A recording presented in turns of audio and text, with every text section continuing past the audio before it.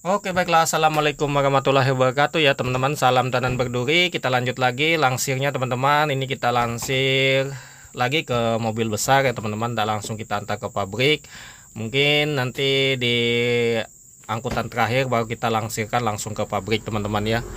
Nah, seperti itu ya. Alhamdulillah kalau untuk sekarang ya hasil sawit ya sudah kurang normal, ibaratnya masuk masa musim trek teman-teman ya. Musim trek ini agak lama biasanya. Kalau kita lihat di pohon karena nggak nyambung buahnya, banyak yang kosong karena juga kita keterlambatan soal pemupukan ya teman-teman. Mungkin kalau pemupukan itu nggak terlalu terlambat teman-teman, mungkin kemarin buah itu sudah keluar ya teman-teman. Karena kita nggak melakukan pemupukan jika sawit itu belum kita lakukan pruning teman-teman. Karena kalau kita mupuk dalam kondisi sawit itu masih gondrong atau pelepah banyak, biasanya untuk reaksi pupuknya sendiri nggak bagus kalau berdasarkan pengalaman kita. Tapi ini berdasarkan kita menggunakan bibit abal-abal ya teman-teman, bibit jelek ya teman-teman. Nggak tahu kita kalau di bibit unggul, karena kita belum pernah mempraktekkan di bibit unggul. Karena saya sendiri semuanya sawit abal-abal ya, abal-abal kantongan, tapi teman-teman bukan abal-abal cabutan. Karena cabutan kita ndak hoki teman-teman. Cabutan ini kadang-kadang nasib-nasiban ya, seperti cabutan ini banyak jantannya teman-teman. Tetapi memang kalau kena yang bagus, walaupun udah dipupuk teman-teman ya, dia selalu berbuah terus ya. Karena kita punya beberapa pohon yang kita tanam, kita pilih di kebun, kena bagusnya, buahnya tidak berhenti teman-teman ya, tidak berhenti walaupun ditanam di tanah yang biasa saja, tidak terlalu subur teman-teman. Kita jarang lakukan pemupukan. Tapi alhamdulillah untuk buahnya ada terus karena memang dia sifatnya liar teman-teman. Itu nasib-nasiban teman-teman ya. Jangan terlalu percaya. Lebih baik teman-teman tuh memang pilih sawit yang unggul karena sekarang banyak bibit sawit yang unggul. Ini saya menyarankan seperti itu bagi petani sawit pemula teman-teman. Bagi petani sawit pemula yang baru-baru nanam sawit, tidak punya modal dan modalnya pengen punya sawit ya, misalnya tanahnya beli berhutang ke bank. Nah, daripada menunggu lama tidak dapat hasil selama 5 tahun, misalnya kredit 5 tahun, kita tunggu aja.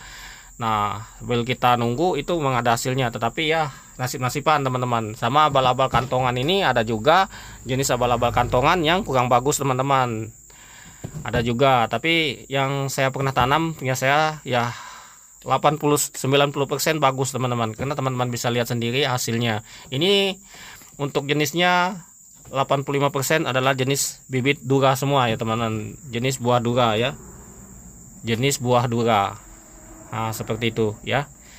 Mungkin nanti kalau kita ngantar lagi nih, kita akan ngantar ke pabrik sebelah ya teman-teman, karena di pabrik saya sendiri harganya beda Rp290 ya per kilogramnya, kan lumayan ya. Dalam 1 ton bedanya 290 ya, lumayan buat kita upah panen 250 sampai 300 teman-teman. Nah, di pabrik saya sendiri untuk harga itu sangat rendah sekali, seharga loadingan. Kenapa mereka membeli seperti itu?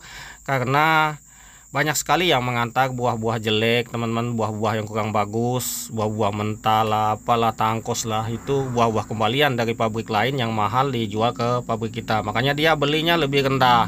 Kita wajar saja, kita maklumi kepada pihak pabrik ya. Itu bukan karena permintaan kurang atau banyak ya teman-teman, karena di pabrik lain harganya masih mahal. Nah, seperti itu. Kebanyakan yang komen begini, sok-sok pintar lah mungkin lah, nggak tahu dia kan. Nah, dia bilang itu karena permintaan global dari negara luar, makanya harga sawit turun. Itu tidak ada efeknya, karena di pabrik sebelah harganya masih mahal, masih mengambil harga hampir 3.000 teman-teman. Sementara tempat kita 270 saja. Nah, seperti itu. Makanya kebanyakan orang itu pandai ngomong tapi tidak berdasarkan bukti. Nah, itu yang paling saya tidak suka. Banyak ngomong, banyak bohong ya.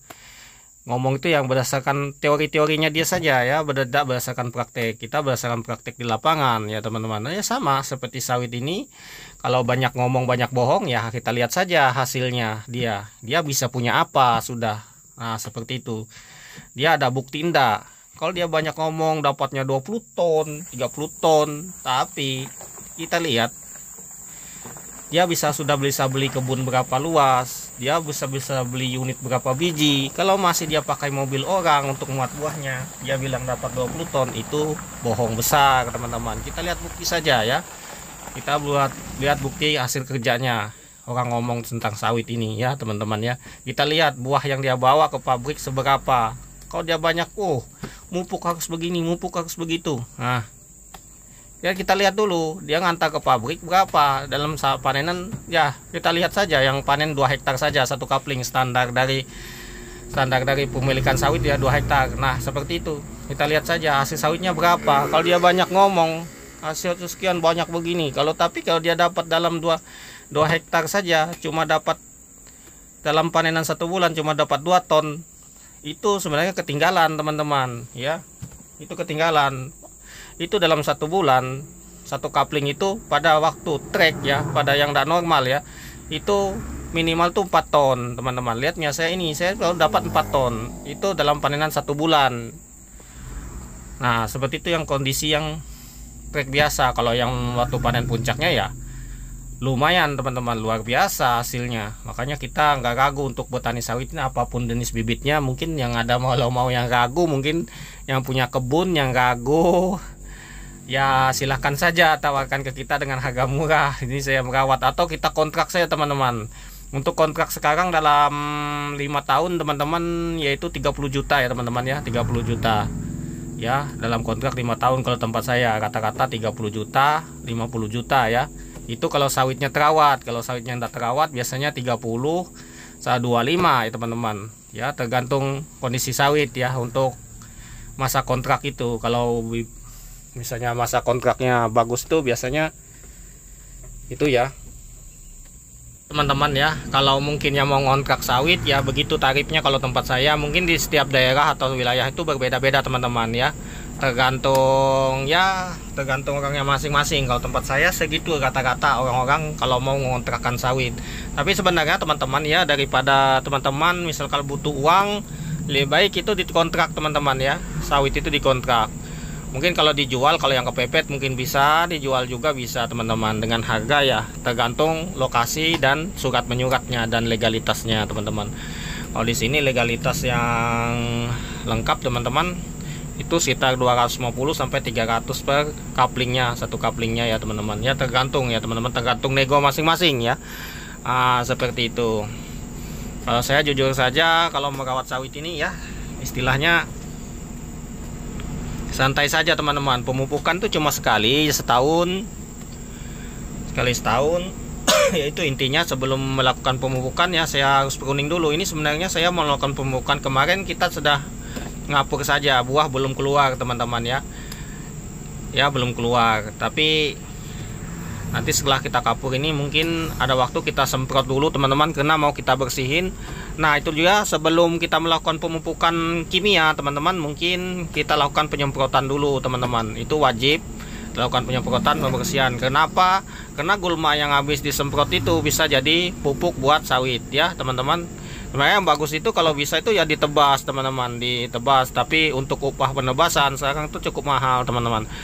1 hektar itu untuk borongan aja sudah 1 juta. Kalau kita misalkan beli obat rumput 1 juta itu bisa 3 hektar teman-teman ya.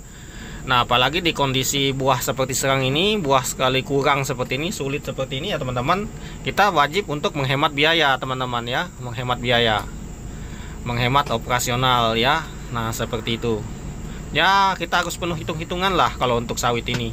Nggak perlu kita boros-boros, karena sawit ini bisa tinggi teman-teman. Kalau sudah tinggi itu hasilnya nggak normal teman-teman, nggak normal.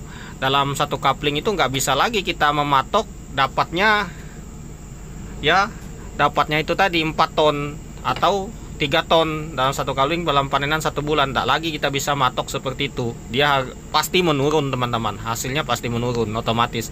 Kalau sawit di atas 15 tahun pasti menurun. Saya mau lihat mau sawit unggul kah mau sawit biasa pasti, apalagi kalau pupuknya nggak bagus. Mungkin yang bisa bertahan seperti itu pupuknya bagus, seperti menggunakan tangkos kemudian menggunakan pupuk kimia, itu bisa bertahan. Dapat kita lihat ya kalau jenis seperti itu. Kenapa nutrisinya? Sebenarnya nutrisinya kalau kita menggunakan pemupukannya kita tingkatkan. Misalnya biasanya 1 tahun cuma 5 kg, 1 kali 1 tahun itu bisa kita lakukan 2 kali setahun dengan 10 kg 2 kali aplikasian. Itu tapi membutuhkan dana besar lagi teman-teman ya, tidak gampang.